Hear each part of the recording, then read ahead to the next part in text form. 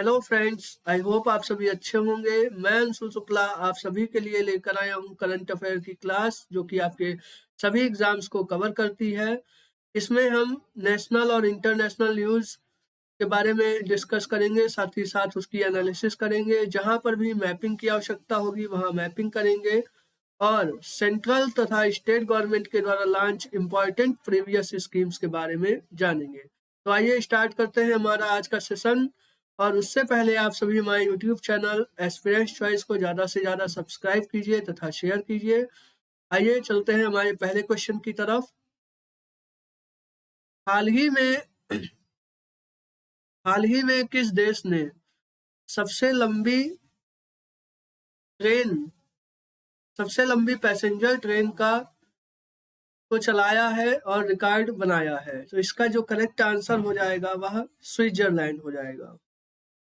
अभी स्विट्जरलैंड ने अपने यहाँ पर एक सबसे लॉन्गेस्ट पैसेंजर ट्रेन को लॉन्च किया है। यह ट्रेन जो है वह 1.5 किलोमीटर लंबी है, और इसने और जो इसकी स्पीड है वह 180 किलोमीटर पर आवर है।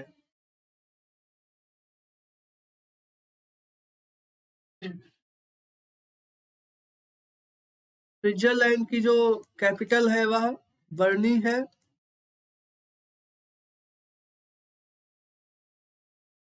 आप सभी को बता दें, साथ ही साथ यहाँ पर एक देश कंट्री का नाम दिया हुआ है जर्मनी। तो जर्मनी ने अभी हाल ही में हाइड्रोजन ट्रेन को लॉन्च किया है, और ड्राइवरलेस ट्रेन भी जर्मनी के द्वारा ही लॉन्च की गई थी। हाइड्रोजन ट्रेन और ड्राइवरलेस ट्रेन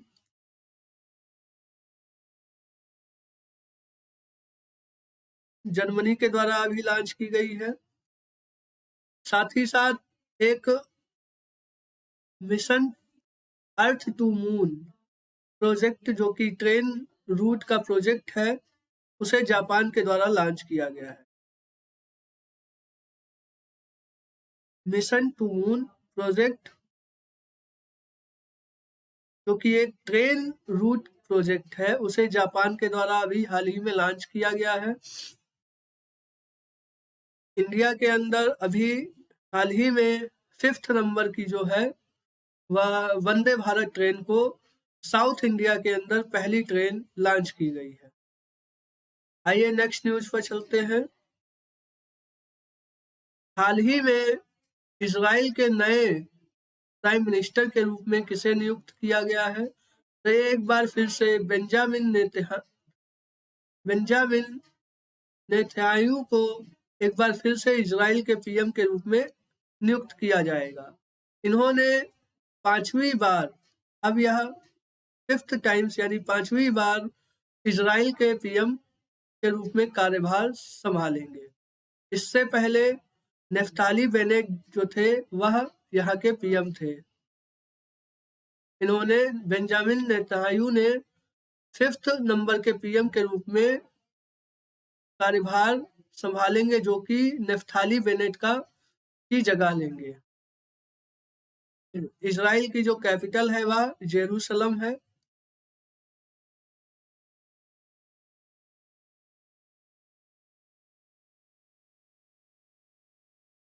और इजराइल का जो एक इजराइल का आयरन डोम सिस्टम है, जो कि एंटी मिसाइल सिस्टम है, यानी मिसाइल डिफेंस सिस्टम है। आयरन डोम वह इजराइल का है। इंडिया और इजराइल ने अभी हाल ही में एग्रीकल्चर के फील्ड में एक दूसरे की सहायता के लिए एमओयू को साइन किया हुआ है,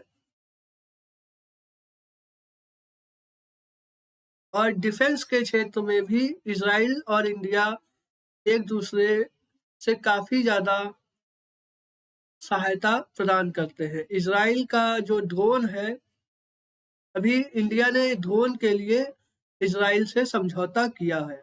साथ ही साथ यहाँ पर आपको बता दें, एक नाम लिखा हुआ है ऋषि सुनक। तो ये अभी हाल ही में इन्होंने ब्रिटेन के नए प्रधानमंत्री यानी ब्रिटेन के नए पीएम के रूप में शपथ ग्रहण की है और यह भारतीय मूल के हैं। आइए आगे चलते हैं। 1 नवंबर को किस राज्य ने अपना फाउंडेशन डे मनाया है या किस राज्य ने अपना फाउंडेशन डे सेलिब्रेट किया है?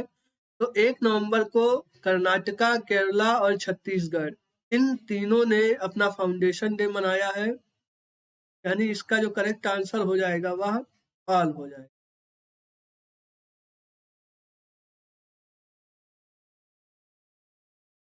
इसका जो 1 नवंबर को काफी सारे राज्य वगैरह अपना फाउंडेशन डे सेलिब्रेट करते हैं, जिसमें हरियाणा, कर्नाटका, केरला, छत्तीसगढ़, ये सभी अपना फाउंडेशन डे सेलिब्रेट करते हैं। साथ ही साथ यहाँ पर एक यूनियन टेरिटरी भी है, पुदुचेरी, जो अपना फाउंडेशन डे सेलिब्रेट करता है 1 नवंबर को। यानी यह एक केंद्र शासित प्रदेश है जो 1 नवंबर को अपना फाउंडेशन डे मनाता है। साथ ही साथ यहाँ पे बता दें, कर्नाटका गवर्नमेंट के द्वारा 1 नवंबर को राज्योत्सव अवार्ड दिए गए।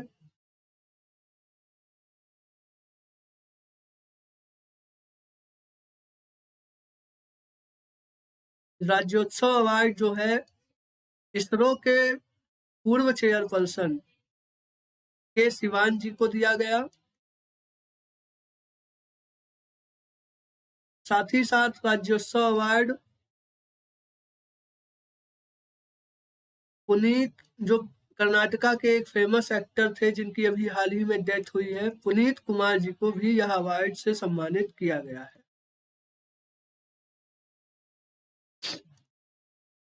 यहाँ पर केरला ने भी पद्म अवार्ड्स की तर्ज पर अपने यहाँ 3 नए अवार्ड्स को शुरू किया है, जिसमें से केरल ज्योति, केरल श्री अवार्ड्स दिए जाएंगे।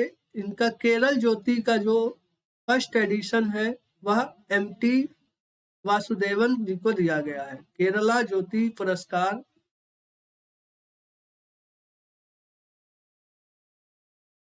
का जो फर्स्ट एडिशन है, यानी पहली बार जो अवार्ड ये केरला ज्योति स्वरूप में है, उसमें पहला जो अवार्ड गया है वह एमटी वासुदेवन जी को दिया गया है।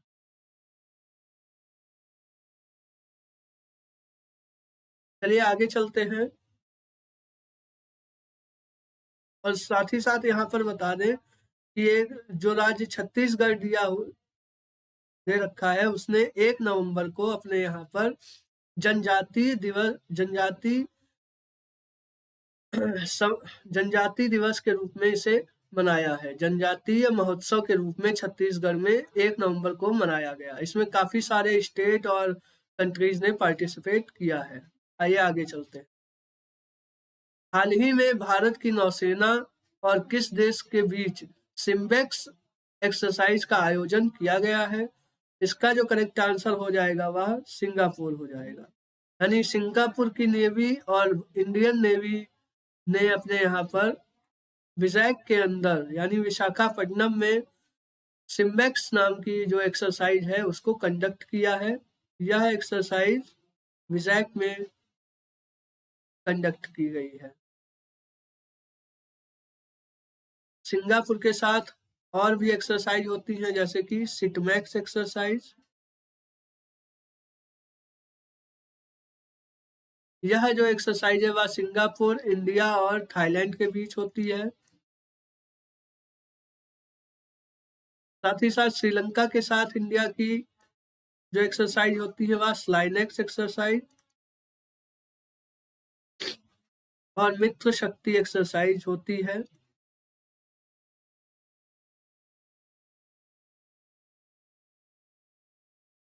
यूएसए के साथ अभी हाल ही में एक एक्सरसाइज इंडिया ने कंडक्ट की है, टाइगर ट्रायम्फ एक्सरसाइज। यह उत्तराखंड में कंडक्ट की गई। बांग्लादेश के साथ संप्रीति एक्सरसाइज, बंगो सागर,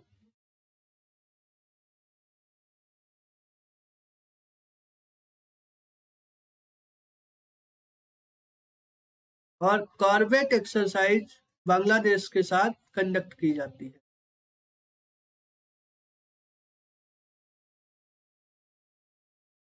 आइए अगले क्वेश्चन पर चलते हैं। हाल ही में 8 दिवसीय पुष्कर मेले की मेजबानी किस राज्य के द्वारा की गई है? तो इसका जो करेक्ट आंसर हो जाएगा वह राजस्थान रहेगा। पुष्कर मेले का आयोजन राजस्थान के द्वारा अजमेर में किया जाता है। और यह जो है पुष्कर मेला, इसे कैमल फेस्टिवल के नाम से भी जाना जाता है।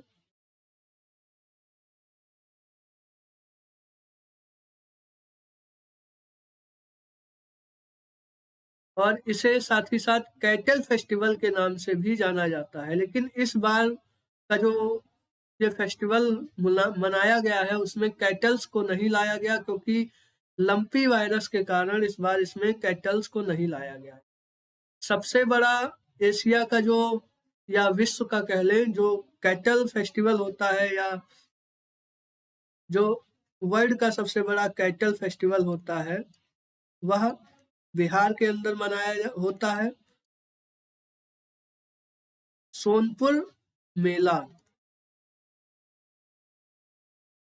जो कि विश्व का सबसे बड़ा कैटल फेस्टिवल है, यह बिहार के अंदर कंडक्ट किया जाता है। साथ ही साथ पुष्कर मेला जो है वह जम्मू कश्मीर में भी सेलिब्रेट किया जाता है। आप सभी को पता है राजस्थान की जो कैपिटल है वह जयपुर है। राजस्थान में अभी विलेज ओलंपिक्स का आयोजन किया गया।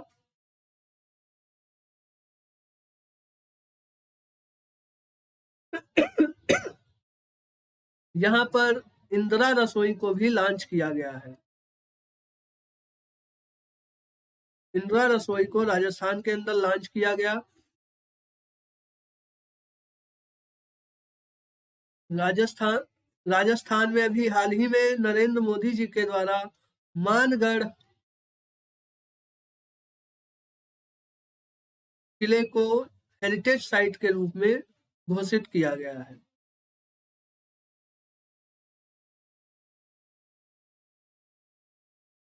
मानगढ़ फोर्ट को यहाँ पर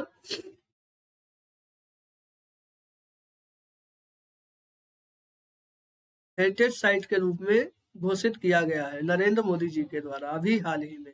चलिए अगले क्वेश्चन पर चलते हैं। किस राज्य सरकार ने यूनियन सिविल कोड या कॉमन सिविल कोड को लागू करने के लिए एक समिति का गठन करने का फैसला लिया है? जो इसका जो करेक्ट आंसर हो जाएगा वह गुजरात रहेगा। यूसीसी, यह डीपीएसपी का पार्ट है और आर्टिकल नंबर इसके लिए 44 कॉन्स्टिट्यूशन में दिया हुआ है। सबसे पहले यूसीसी को जो लागू करने वाला राज्य बना वह गोवा है। जो सबसे पहले इस यूसीसी को यूनिफॉर्म सिविल कोड को लागू किया है वह गोवा राज्य बना है। अभी हाल ही में उत्तराखंड के द्वारा भी यूसीसी को लागू करने के लिए एक कमेटी को बनाया गया है, जिसको हेड रंजना देसाई जी के द्वारा किया जा रहा है। रंजना देसाई जी ने जम्मू कश्मीर डिलिमिटेशन एक्ट को भी इन्हीं के द्वारा उस कमेटी को हेड किया गया था। गुजरात में अभी हाल ही में इलेक्शंस को भी अनाउंस कर दिया गया है और इसका जो रिजल्ट होगा वह 8 दिसंबर को दिया जाएगा। गुजरात की राजधानी गांधीनगर है। अभी हाल ही में गांधीनगर में डिफेंस एक्सपो का आयोजन किया गया था नेशनल लेवल पर।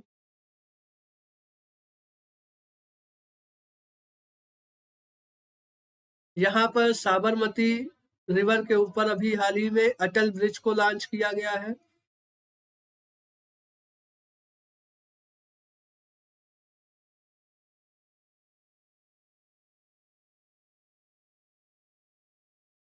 गुजरात के अंदर ही लोथल पोर्ट को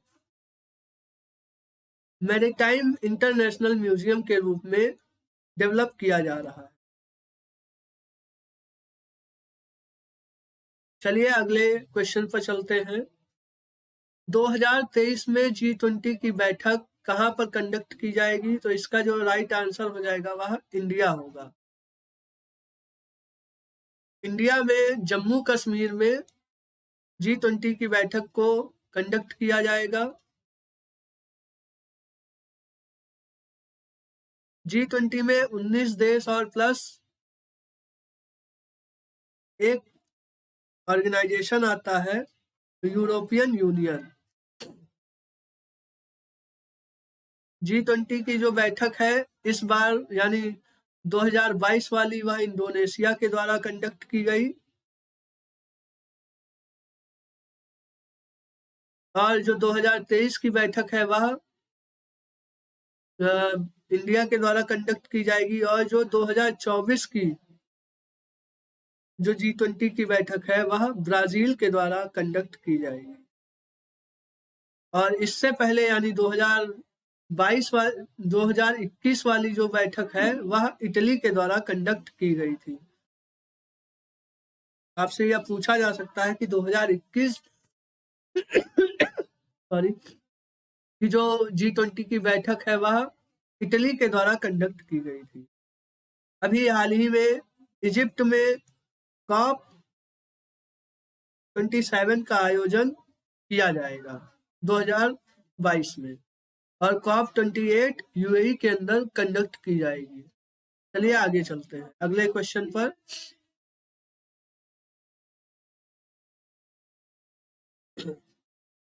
Uttarakhand celebrates it's foundation day. किस दिन उत्तराखंड अपना स्थापना दिवस मनाता है? तो इसका जो राइट आंसर होगा वह 9 नवंबर हो जाएगा। 24 अक्टूबर यूएन डे के रूप में, और इसे पल्स पोलियो डे के रूप में भी मनाते हैं।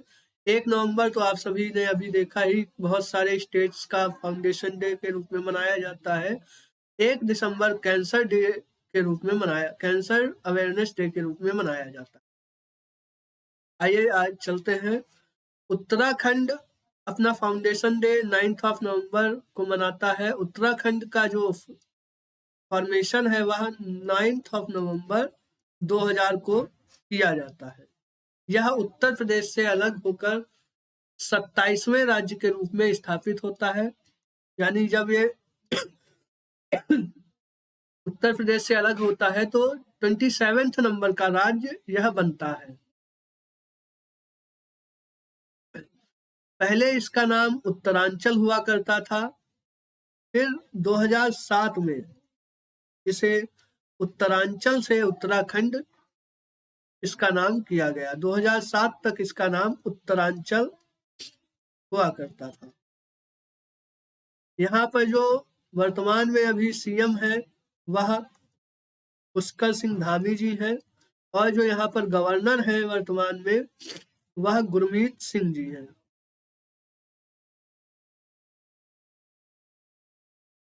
आप सभी यह देख सकते हैं Uttarakhand foundation day 9 November. On this day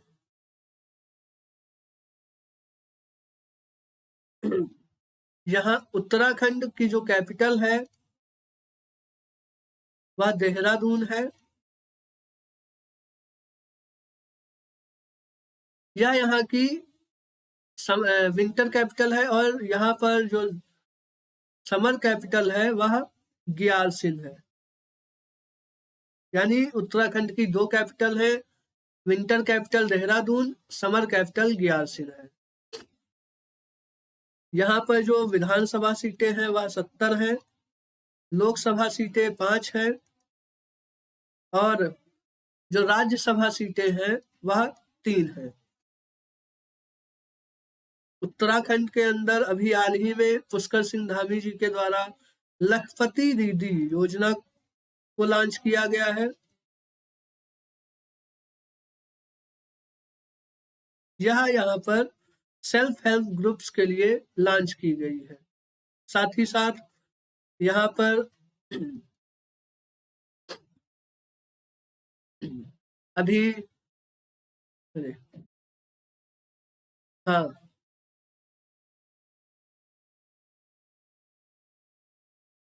खेल कुंभ का आयोजन भी किया गया है। खेलों का महाकुंभ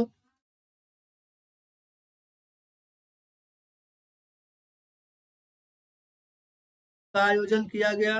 उत्तराखंड की जो ऑफिशियल लैंग्वेज है वह हिंदी है और यहाँ पर जो इसकी सेकंड ऑफिशियल लैंग्वेज है वह संस्कृत है। उसी लिए यहाँ पर संस्कृत विलेजेस को बनाया जाएगा। संस्कृत विलेजेस को यहाँ पर बनाया जाएगा। उत्तराखंड के अंदर लाइकेन पार्क को बनाया गया है।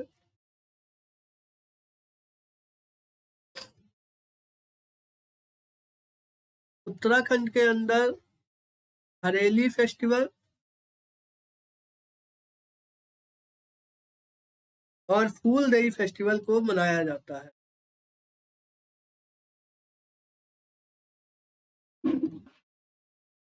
यहाँ पर जो डांस फॉर्म है वह टोलिया डांस फॉर्म,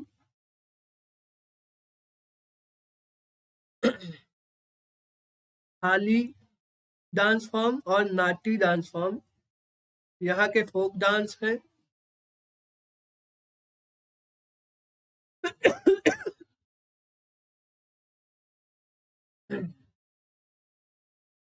चलिए, यह था हमारा आज का सेशन। आई होप आप सभी को अच्छा लगा होगा। आप हमारे यूट्यूब चैनल एस्पिरेंट्स चॉइस को ज़्यादा से ज़्यादा सब्सक्राइब कीजिए तथा शेयर कीजिए। Thank you.